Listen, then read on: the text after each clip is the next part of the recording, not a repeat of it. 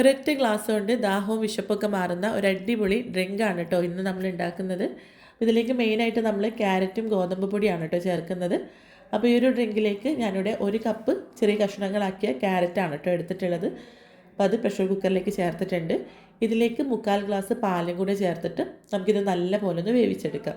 ഇത് ചെറുതായിട്ട് കട്ട് ചെയ്തിട്ടുള്ളത് ആ ഒരു പാലിൻ്റെ ടേസ്റ്റ് ക്യാരറ്റിലേക്ക് നല്ല പോലെ പിടിച്ച് കിട്ടാൻ വേണ്ടിയിട്ടാണ് കേട്ടോ. പാലിൽ തന്നെ വേവിച്ചെടുക്കാൻ ശ്രദ്ധിക്കുക.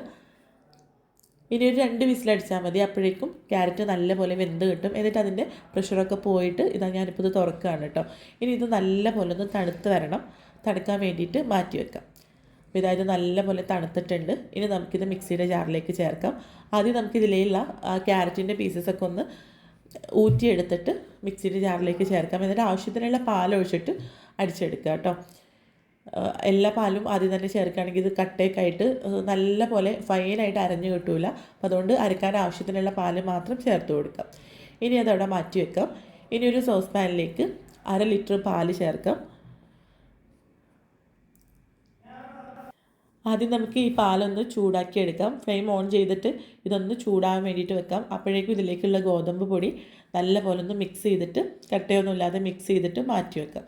ഞാനിവിടെ 2 ടേബിൾ സ്പൂൺ ഗോതമ്പ് പൊടിയാണ് കേട്ടോ ഇതിലേക്ക് എടുക്കുന്നത്.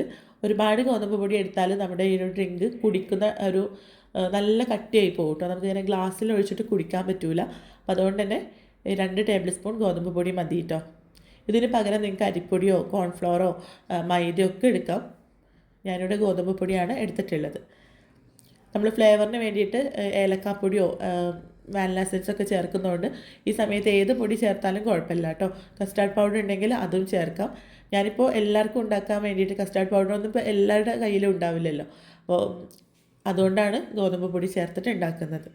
അപ്പോൾ ഇതാ പാല് നല്ലപോലെ ചൂടായിട്ട് വരുന്ന സമയത്ത് നമ്മളിവിടെ മിക്സ് ചെയ്ത് വെച്ചിട്ടുള്ള ഗോതമ്പ് പൊടിയുടെ മിക്സ് ഇതിലേക്ക് ചേർത്തിട്ട് നല്ലപോലെ ഒന്ന് ഇളക്കിയെടുക്കാം. ഇളക്കി കൊടുത്തുകൊണ്ടിരിക്കണം കേട്ടോ. അല്ലെങ്കിൽ ഗോതമ്പ് പൊടിക്ക് അവിടെ ഇവിടെയൊക്കെ ആയിട്ട് കട്ട പിടിക്കും, അടിയിൽ പിടിക്കാനൊക്കെ ചാൻസ് ഉണ്ട്. അതായത് നല്ലപോലെ ഇളക്കി കൊടുത്തുകൊണ്ടിരിക്കുക. ഇനി ഇതിലേക്ക് നല്ലൊരു ഫ്ലേവറിന് വേണ്ടിയിട്ട് നിങ്ങൾക്ക് വാനില എസൻസോ ഏലക്കാപ്പൊടിയോ ചേർക്കാം കേട്ടോ. അത് നിങ്ങളുടെ ഫ്ലേവറിനനുസരിച്ചിട്ട് ചേർത്ത് കൊടുക്കാം. ഞാനിവിടെ പഞ്ചസാര ചേർത്ത് പൊടിച്ച ഏലക്കാപ്പൊടി ആയതുകൊണ്ട് ഒരു 1/2 ടീസ്പൂണാണ് കേട്ടോ ചേർത്തിട്ടുള്ളത്. ഫ്ലേവറിനനുസരിച്ചിട്ട് ചേർത്ത് കൊടുക്കാം. ഇനി നമുക്ക് ഈ പാലൊന്ന് തിളക്കാൻ വേണ്ടിയിട്ട് വെയിറ്റ് ചെയ്യാം. തിളച്ച് വരുന്ന ഒരു സമയത്ത് നമുക്കിതിലേക്ക് നമ്മളിവിടെ റെഡിയാക്കി വെച്ച ക്യാരറ്റിൻ്റെ മിക്സും പിന്നെ മധുരത്തിന് വേണ്ടിയിട്ട് പഞ്ചസാരയൊക്കെ ചേർക്കണം. പിന്നെ നമുക്കിതിലേക്ക് പഞ്ചസാര ചേർത്ത് കൊടുക്കാം. ഞാനിവിടെ 1/2 കപ്പ് പഞ്ചസാരയാണ് കേട്ടോ എടുത്തിട്ടുള്ളത്. അത് നമ്മുടെ മധുരത്തിനനുസരിച്ചിട്ട് ചേർത്ത് കൊടുക്കാം. എന്നിട്ട് നല്ല പോലെ ഒന്ന് ഇളക്കി എടുത്തിട്ട് നമ്മളിവിടെ റെഡിയാക്കി വെച്ച ക്യാരറ്റിൻ്റെ മിക്സും കൂടെ ഇതിലേക്ക് ചേർത്ത് ഇളക്കി നമുക്ക് ഫ്ലെയിം ഓഫ് ചെയ്ത് കൊടുക്കാം. ഇതിലുള്ള മിക്സിയുടെ ജാറിലുള്ള ക്യാരറ്റിൻ്റെ മിക്സൊക്കെ ഇതിലേക്ക് ചേർത്തിട്ടുണ്ട്. നല്ല പോലെ ഒന്ന് മിക്സ് ചെയ്തിട്ട് നമുക്ക് ഫ്ലെയിം ഓഫ് ചെയ്ത് കൊടുക്കാം. ഇനി ഇത് നല്ല പോലെ ഒന്ന് തണുത്ത് വരണം. തണുക്കാൻ വേണ്ടിയിട്ട് നമുക്ക് കുറച്ച് സമയം മാറ്റി വെക്കാം. ആ ഒരു സമയത്ത് ഇതിലേക്കുള്ള കസ്കസ് നമുക്കൊന്ന് കുതിർക്കാനായിട്ട് കുറച്ച് വെള്ളം ഒഴിച്ച് വെക്കാം. ഞാനിവിടെ 1 ടേബിൾ സ്പൂൺ കസ്കസ് എടുത്തിട്ടുണ്ട്. അതിലേക്ക് കുറച്ച് വെള്ളം ഒഴിച്ചിട്ട് അതവിടെ മാറ്റി വെക്കാം.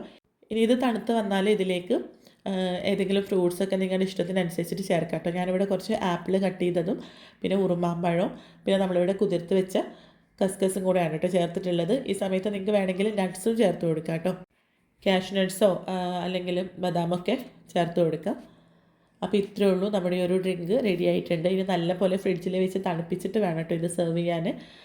അടിപൊളി ടേസ്റ്റാണ് കേട്ടോ ഈ ഒരു ഡ്രിങ്കിന്. നിങ്ങൾ ഇതുവരെ ഇതുപോലൊരു ഡ്രിങ്ക് ട്രൈ ചെയ്തിട്ടില്ലെങ്കിൽ എന്തായാലും ട്രൈ ചെയ്ത് നോക്കണം കേട്ടോ. നിങ്ങൾക്ക് നല്ലപോലെ ഇഷ്ടമാവും. നമ്മൾ സാധാരണ രീതിയിൽ ഗോതമ്പ് പൊടി വെച്ചിട്ട് ഇതുപോലെയുള്ള ഡ്രിങ്ക്സ് ഉണ്ടാക്കാറുണ്ട്. പിന്നെ ക്യാരറ്റിൻ്റെ ജ്യൂസും നമ്മൾ ഉണ്ടാക്കാറുണ്ട്. പക്ഷേ ഇത് മിക്സ് ചെയ്തിട്ട് നിങ്ങൾ ഇതുവരെ ഉണ്ടാക്കിയിട്ടില്ലല്ലോ. അപാര ടേസ്റ്റാണ് കേട്ടോ. അപ്പോൾ ട്രൈ ചെയ്ത് നോക്കുക, നിങ്ങൾക്ക് ഇഷ്ടമാവും.